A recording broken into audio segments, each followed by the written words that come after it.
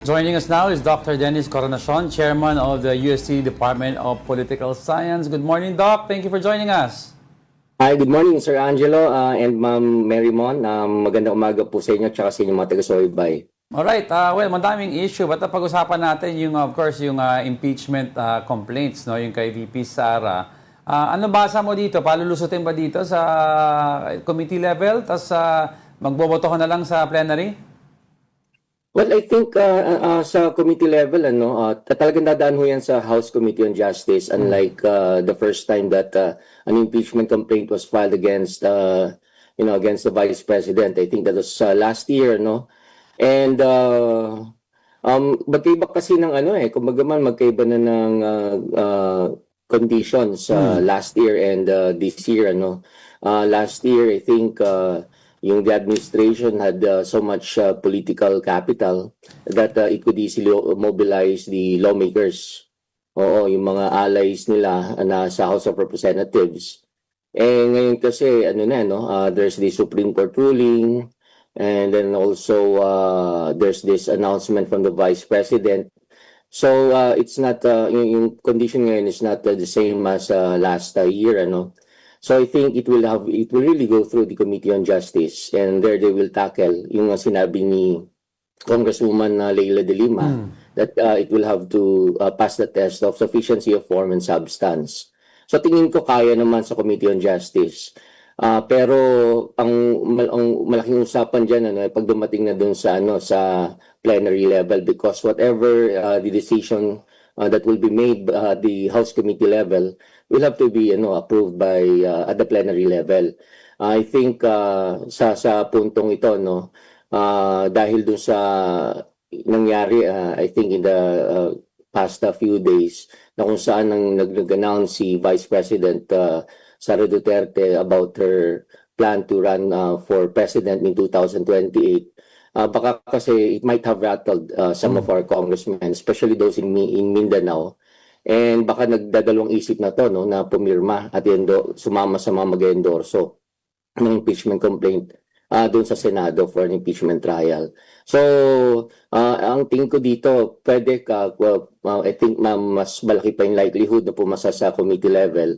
Pero the plenary level, unless the administration is going to do something, baka yung 1/3 na inaasahan nila mabawasan pa yon Prof, tanong lang din, pagdating kaya sa political endorsements tulad ni na Deputy Speaker Paulo Ortega, sabay na rin natin itong hearings na ginagawa sa International Criminal Court, the pronouncement of VP Sara for her presidential bid. Do you think paano kayo magiging epekto na nito at the plenary level kapag iisa-isahin na nila? Kasi kailangan yung endorsement dito ng mga kongresista. Tama, kasi ang dapat dapat ma-achieve nila dito is at least 1/3 of the members of the House. I don't know how many congressmen comprise, how many Mindanao congressmen comprise the House of Representatives. Significant ba yung number nila? Kasi definitely at this point in time na nag-iisip-isip na sila kung kanilang itutuloy pa rin yung kanilang pagsuporta dito sa impeachment complaints na to. So yun, pero I think siguro naman sa sa Luzon hindi sila magkakaroon ng problema. Yun lamang siguro Mindanao, those congressmen from Mindanao, and possibly those congressmen from Visayas. Yeah. Yun ang medyo magdadalawang isip. Depende to kung kaninong perspective ang tinitingnan natin. If it's from the perspective of the administration, this is going to be a setback, a serious setback in terms of pushing for the impeachment of the Vice President. Doc, ang fearless forecast kasi nila, feeling nila lulusot to, despite of the fear of the announcement of the Vice President. It's because the Congress daw, yung congressmen, they represent districts, no? So, at saka madami-dami sila. So, yung national spotlight, wala sa kanila. Ang feeling ng mga tao, ibabato ng Congress to, impeach si VP Sara, ibabato sa Senado. Mas iba ang ang takbo sa Senado. They are really beholden to political endorsements. Sa tingin mo, pag umabot sa Senate, ano ang chances naman ito? Well, titingnan lang natin kung based on the political alignments of our senators, It's 9:15. Yeah. 9, of course, yung minority bloc. Itong mga pro-Duterte senators. Pero ang problema kasi may sumasabay na ng mga challenges for some of these minority senators, like yung possible cases that can be filed against some of them. Those were mentioned doon sa flood control projects. So I don't know if they'll be incarcerated, bawa madedetain sila kasi kung ito ay non-bailable offense. Yeah. I don't know if they will be allowed to vote and to participate in the impeachment trial. Tapos yung yung looming or expected na na warrant of arrest to be issued by the ICC against Senator Bongo and Senator Bato de la Rosa.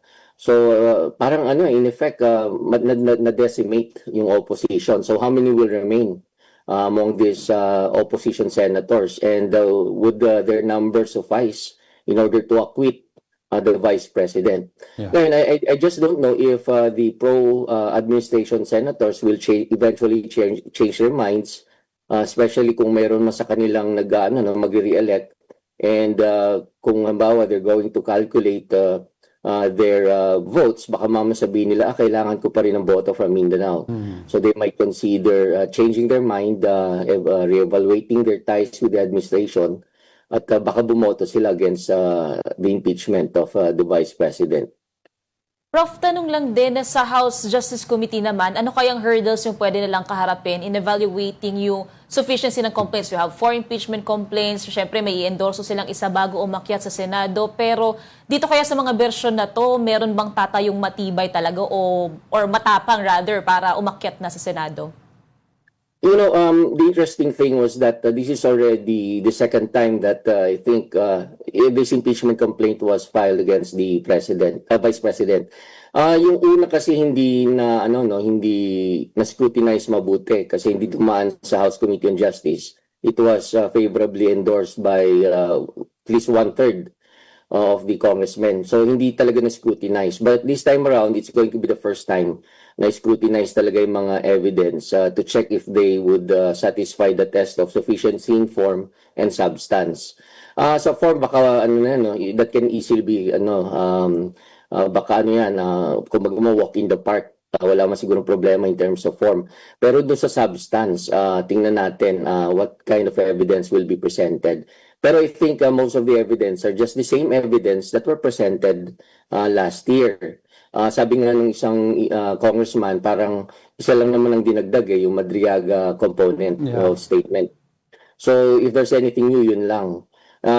Pero I think nakita naman natin yung iba, like there's this allegation also that the Vice President threatened the first couple. Yeah. So ayun, captured by video. So I suppose that's going to be a hard evidence. But it all depends on the lawyers at the House of Representatives, how they're going to appreciate the evidence. Pero naman yan parang hindi naman kinakailangan parang ang level ay beyond reasonable doubt. Ang kinakailangan lang is just to show to us that the evidence presented would be able to support a case against the Vice President. And of course, lastly, Doc, gusto ko malaman, anong sa tingin mo ang magiging effect nito kay VP Sara, given that she is already officially announced her hat in the presidential race. So, nasa loob na siya ng isang, the survey circle. So, how will this impact her? Will this make her stronger or weaker? Well, I think it depends. Pero of course, since we all know that her early announcement is part of her strategy, to outdo the administration and outwit the administration, ang kasi dito is still pag natuloy itong impeachment itong hearings about the impeachment complaint, is that ipe-present in public yung mga evidence, all the evidence against her. Ang dami niyan and some are really, I think some can really damage her reputation. Yeah. Halimbawa, yung sinasabing bank accounts o bank account na nila mag-ama. Yun na lang, people would wonder how come that they have this certain huge amount of money doon sa kanilang joint bank account. And other damning evidence, like yung yung Mary Grace Piatos, yung mga evidence regarding misuse of intelligence fund and what's this, confidential fund. Pag naglabasan yan, mabaho. Oo, so baka ang posibleng maging immediate effect yan ng the Vice President ay madent yung kanyang image as a political leader, as a public servant. So, yun ang tingin kong gustong unahan ni Vice President. That's part of her plan na kung sakaling may mga ipapresent ng mga bad evidence, mga serious yung mga evidence that could directly prove her misuse of those funds. Gusto niya na ilagay sa isipan ng mga tao na the reason why the administration is doing this is because they want to prevent her from becoming a president. Yeah. Yun ang gusto niyang narrative eh. All right. Thank you for your time and insights, Dr. Dennis Coronacion, Chairman of the UST Department of Political Science. Thank you.